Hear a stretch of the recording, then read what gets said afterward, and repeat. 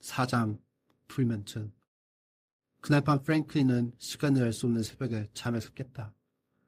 미처 치지 못한 블라인드 사이로 주홍색 할로겐 불빛이 프랭클린 눈을 간지럽혔다. 프랭클린 어둠 속에서 휴대전화를 찾으려 침대를 더듬었다. 휴대전화 대신 프랭클린 옆자리에 자리를 잡고 있던 밀리스가 프랭클린 손에 잡혔다. 휴대폰을 찾기 위해 침대 위로 이리저리 움직이던 프랭클린을 향해 밀리스가 낮게 으덩거렸다. 결국 프랭클린은 휴대전화 찾기를 포기하고 눈을 감았다. 어둠 속에서 오롯이 프랭클린과 윌리스가 내는 숨소리만 들렸다.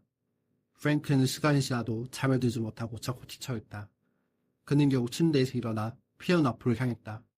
전자피아노에 헤드셋을 끼우고 프랭클린은 외부 학교를 차단했다. 피아노 위에 난잡하게 널브러진 악보들 사이에서 프랭클린은 며칠 전 유튜브에서 들었던 쇼핑 야상곡을 집어들어 고물대 위에 올렸다. 프랭클린은 잠시 악보를 읽고 나서 그 손가락을 건반 위로 올려 연주를 시작했다. 휴대폰 밖으로는 의미 없는 소리들이 연속적으로 났지만 그 사이에서도 노래가 가진 리듬이 살아있었다. 연주를 마친 프랭클린은 다른 곡을 연주하기 위해 다시 악보를 해줍다. 노란색 노트에 시선이 멈췄다. 프랭클린의 지문 노트에는 불면증 상담 내역이라고 큼지막하게 노트에 적혀있었다. 노트에는 심리 상담가가 프랭클린이 과거에서부터 트라우마나 기억에 남을 법한 스트레스를 받았던 일을 자유롭게 적어달라고 했다. 그날은 내가 학교에서 일찍 돌아온 날이었다. 5학년 체력 검정을 하기 위해 운동장을 뛰어난 나는 가오브여서 보건실에 실려갔다. 보건 선생님은 부모님에게 연락하기 위해 노력했지만 야간적 어프 잠이 든 부모님이 전화를 받으리 만무했다. 나는 그녀에게 혼자서 집에 갈 수 있다고 말했다. 하지만 보건 선생님은 나에게 13세 미만 학생은 보호자 없이 보내줬다고 당황을 거절했다. 저희 누나가 이 학기 최학년이에요. 그럼 누나가 대신 데려다 주면 되지 않아요? 나는 제시카가 나를 집에 데려다 줄 수 있게 해달라고 부탁했다. 보건 선생님은 모니터에 있던 쇼핑몰 화면을 보더니 나에게 누나 이름과 학년을 물어봤다. 그날이 내가 초등학교에 올라간 이후 유일하게 제시카에게 칭찬을 받은 날이다.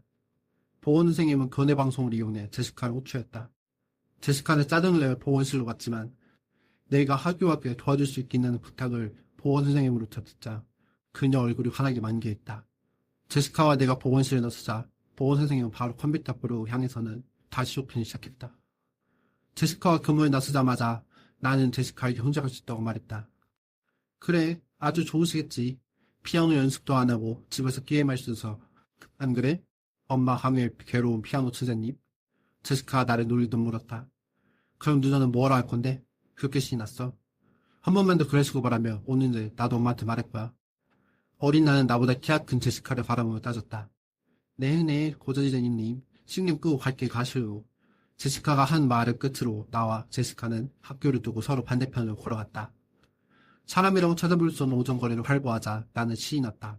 신바람 덕에 나는 생각보다 더 일찍 집에 도착했다. 어린애가 일찍이 집에 들어오는 시간에는 부모님이 자고 있을 시간이기 때문에 나는 최대한 조용히 문을 열고 들어갔다. 하지만 그건 지나친 걱정이었다. 내가 현관문을 여자 교실에 놓인 레코드 플레이어에서 들린 열화된 목소리로 등려군이 노래를 부르고 있었다. 등려군이 노래하는 소리가 내 소리를 가렸다. 현관에서 신발을 벗던 나는 아버지가 신발을 놓는 신발장 칸에 신발이 없다는 사실을 발견했다. 나는 바닥에 떨어진 막건을 집어들었다. 매주 수요일 홍콩 경마를 위해 밴쿠버에서 온라인 중계로 불려지는 불법 막건이었다. 막건은 붉은색 잉크로 저번 주 수요일 날짜가 찍혀 있었다. 나는 자연스럽게 막건을 아버지가 사용하는 신발장 위에 다시 올려놨다. 신발을 벗은 나는 입구에 대충 놓여진 처음 본 신발을 발견했다.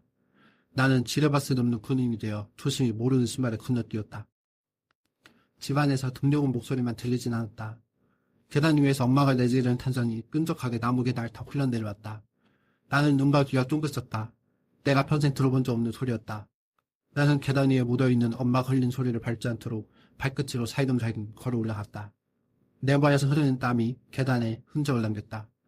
짐승이 울부짖는 듯한 소리가 안방에서 흘러나왔다. 나는 다리에 힘이 풀려 계단 손잡이를 잡았다. 계단 손잡이를 잡고 나는 겨우 계단을 올라 안방을 봤다. 안방 문틈으로 보이는 전신 거울에 두 사람의 모습이 비쳤다.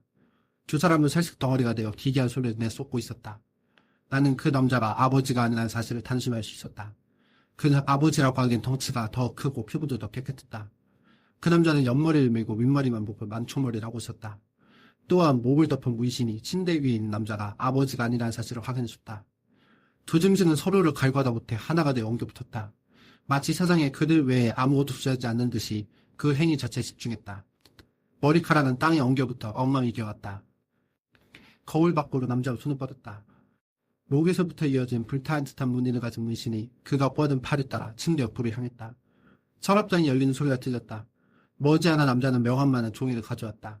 그가 검은 가래를 명함 위에 올리려다 거울 속 나와 눈이 마주쳤다. 메두사가 쳐다보는 시선에 마주친 나는 눈도 감지 못한 데 얼어붙었다. 남자는 나와 눈을 마주치며 명함 위를 코로 피아노 스케일 치듯이 빠르게 기어가며 숨을 들이마셨다. 남자는 자연스럽게 고개를 뒤로 넘기며 검은 가루를 코끝으로 밀어넣었다.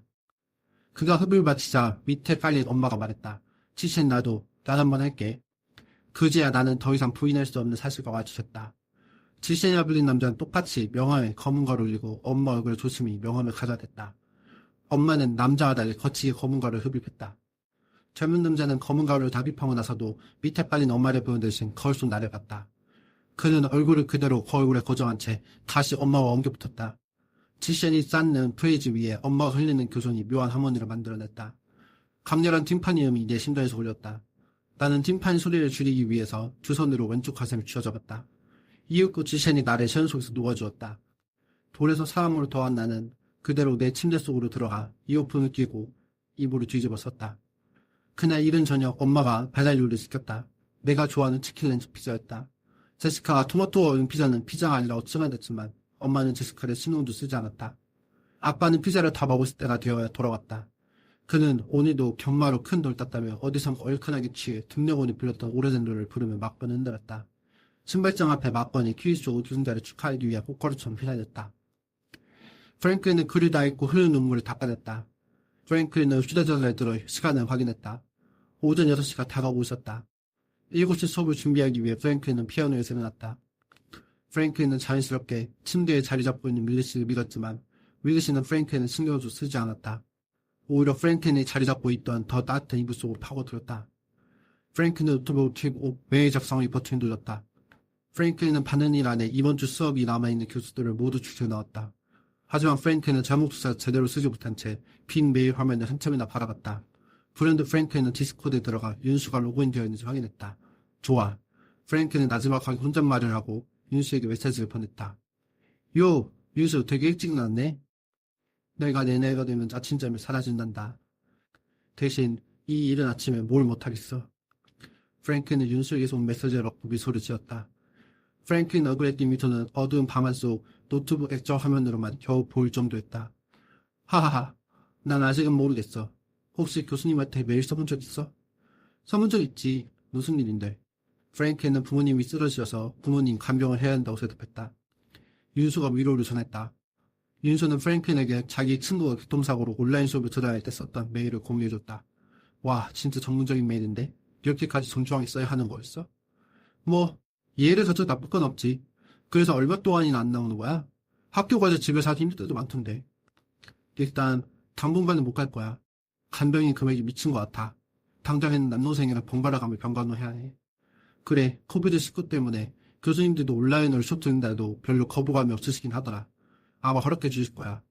이 메일 주인공도 온라인 수업으로 들었대. 아픈 듯 하겠어. 시험만 합격이나 마치면 온라인 수업도 허락해 줬대. 프랭크는 그제 한숨을 내쉬었다. 비가 오려는 7시가 다 돼가지만 창밖은 아직도 초저녁처럼 어두웠다.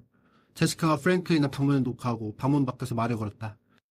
야 프랭클린, 수업 듣는 것도 좋은데 뱅가는 오웬이랑 같이 해서 그것 좀 찾아봐.